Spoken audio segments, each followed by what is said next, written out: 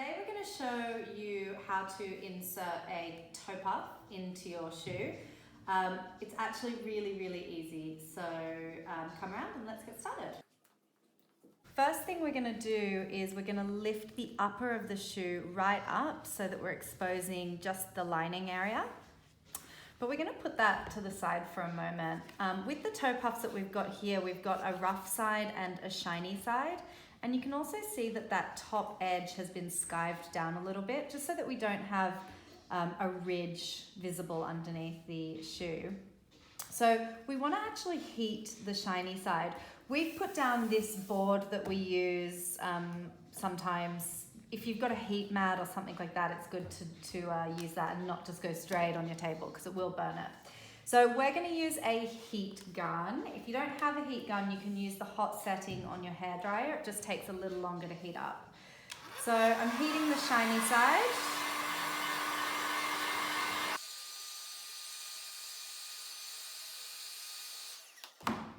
And see how it starts to curl a little bit?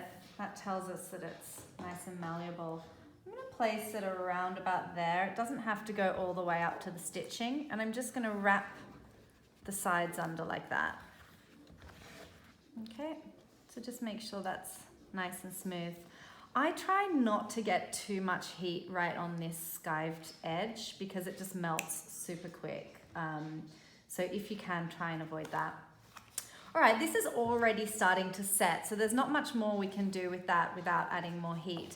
If you have a look from underneath, all of this is what I want to heat next. So I'm going to take the heat gun again.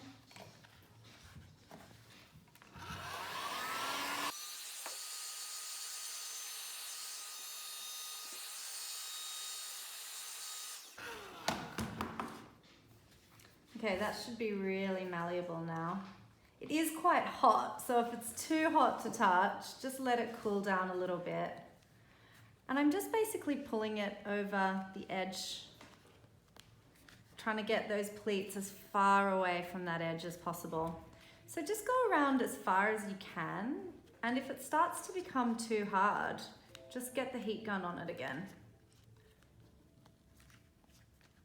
Okay.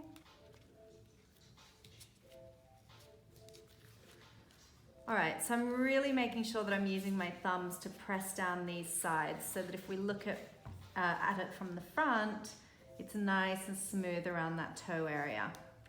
So we're not finished yet. We still want to do a little bit more smoothing. I'm going to start by just putting the tiniest bit of heat on that edge and just pressing it down. So we'll do that next. Okay. So I'm just really making sure that that edge is secured to the lining. And this area has actually gone on quite nicely, but I like to run my finger around the edge to see if I can feel any bumps that I can't see. I can feel here that it's a little bit ridgy. So what I'm going to do is I'm going to apply some heat there.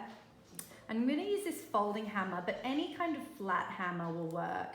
And you just want to basically tap it down or sort of rub it flat.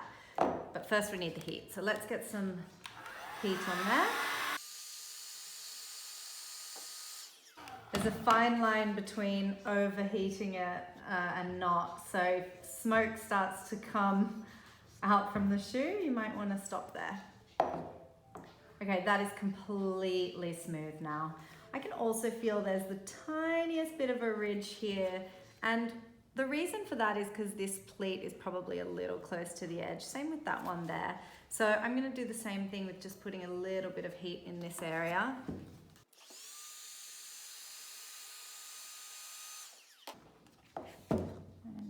Kind of rub it over the edge like that. You can see how much that's pulled that away from the edge. That's really nice and smooth now. I'm probably going to do the same on this side just for luck.